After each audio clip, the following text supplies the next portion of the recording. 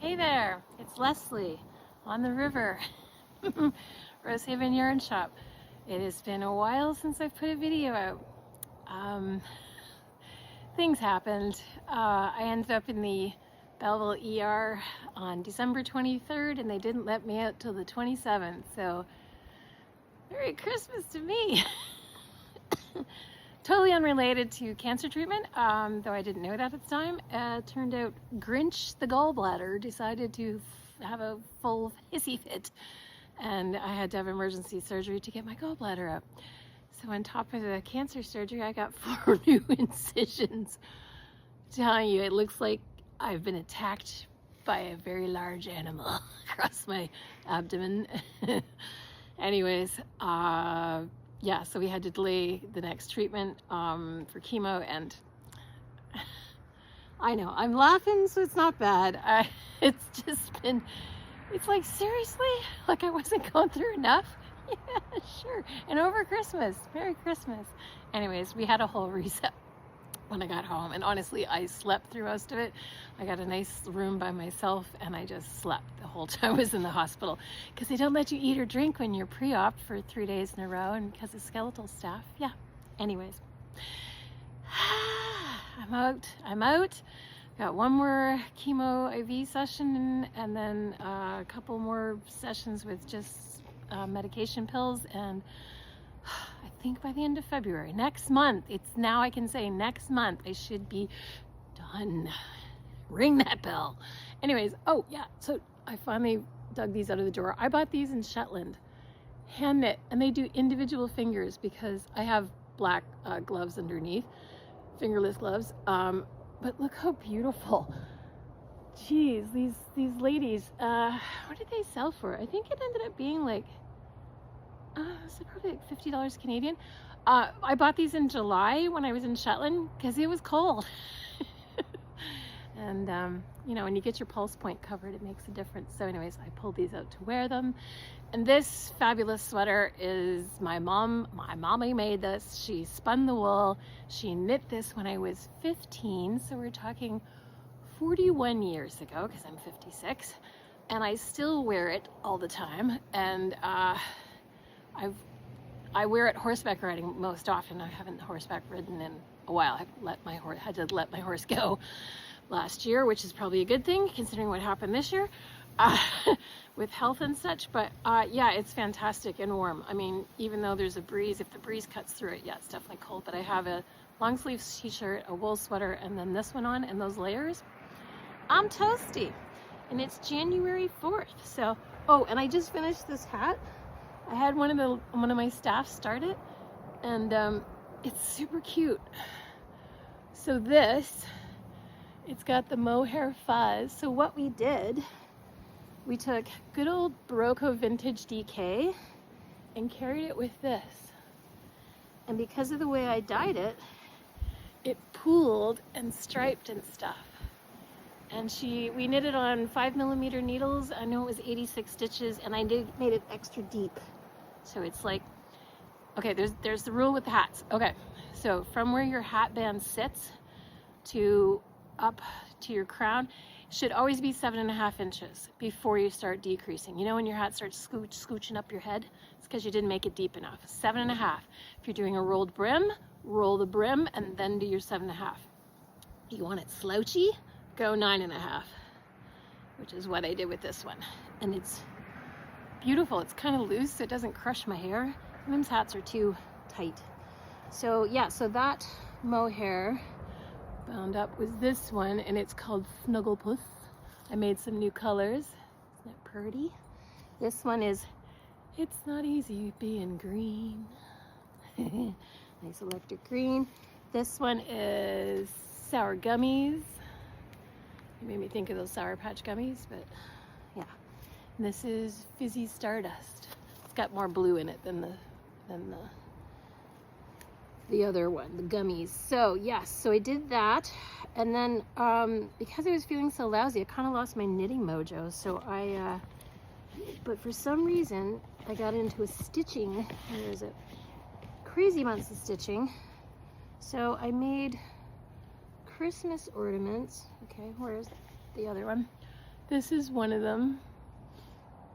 And I did it, Sue Spargo, we sell these books, the creative stitching books. It is the Bible of all the funky stitches.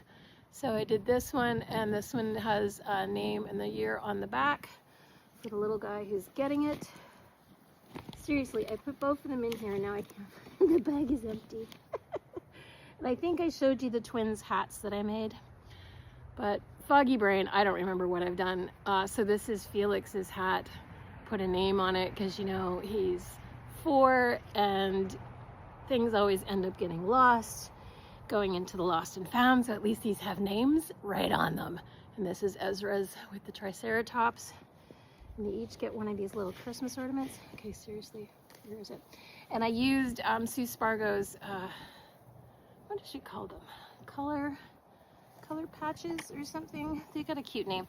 Anyways, I got the red and they got the green one. You get like little squares and they're 100% wool. And so that's what I stitched the little trees on. Seriously, it's gonna drive me nuts. And number one tool during all that, because we were watching a whole lot of TV and we have one of those big screens, and Tim hates it when the lights are on, so you need good lights when you're working with embroidery. And these ones hold their shape. They are not Amazon crap. They're Lumos lights. They are $54 Canadian, but they work super good. They have 3 different settings. Daylight, I always use the last one. And yeah, no, they're pretty freaking fabulous. And they don't block and jar the screen for your husband. You know, can't let the boys get upset. So this is a little sample I made of, I went to a class with Trish from Cotton Harvest Quilt Shop. She came to our quilting guild and I got invited to listen to her speak, and they had an extra spot in the class. So I did these cute little circle samples. Sorry, it's blowing in the wind. But all these stitches, and there's some beading, all of it was in the book. Creative Stitching, Sue Spargo. We're getting more and more Sue Spargo because honestly, I'm getting kind of into stitching. So I did, because I was so ill before Christmas and during Christmas, with everything, I went through all my half-finished projects and thought because I was too exhausted to really, for sure, leave the house, let alone go shopping. So I took all my half-finished projects and I worked on finishing them. So this was a needle felting thing I monkeyed around with probably a year ago. And then I got my mom's sewing machine she gave me from a friend, because I'm not a sewerist, but I'm learning. All this threading was done with a freeform foot. Oh, that thing is fun. So I kind of got into it, and then I embroidered on top of it and did little stars and around the mushrooms and stuff. And this is a gift from my son. So, and I found some half-finished fingerless gloves. I finished those. And this was an experimental felted piece that I did with kind of more 3D. I wanted these sort of 3D effect. I don't know what I'm doing with them. I don't know if I want to make them stand out. If you make wool wet, you can, and pinch it, you can actually make it hold its shape and stuff. So anyways, I've been hand stitching this entire thing obsessively, having a grand time. Not, listening to TV, because when you're stitching, you can't exactly watch TV, unlike knitting. So yeah, intense bright colors again, but it's a sort of an experimental thing. So and I sell these wool squares. These wool squares, they're 12 by 12, 2 millimeters thick. I just ordered more. They come from Italy. I got a whole bunch of more colors, and I got more felting fibers from Italy because we were pretty depleted after Christmas. So a lot of people do a lot of felting in the winter. So yes, the felting fibers. Let's see, today is Saturday. They should arrive probably in 2 weeks or so. Though they're pretty fast coming from Italy. It's surprising. They're not slow. Anyway, so a bit of stuff coming into the shop. Oh, and we have new hours. we're closed on Sundays and we're closed on Wednesdays. I didn't want to have 2 days in a row closed because I know if something goes wrong and you've lost a needle, broke a needle, or obsessively wanting a project, you don't want to wait 2 days. So Sunday, Wednesday, we're closed. Mondays, we are open 10 to 3. Tuesdays, 10 until 7 p.m. because it's knit night, so feel free to come anytime.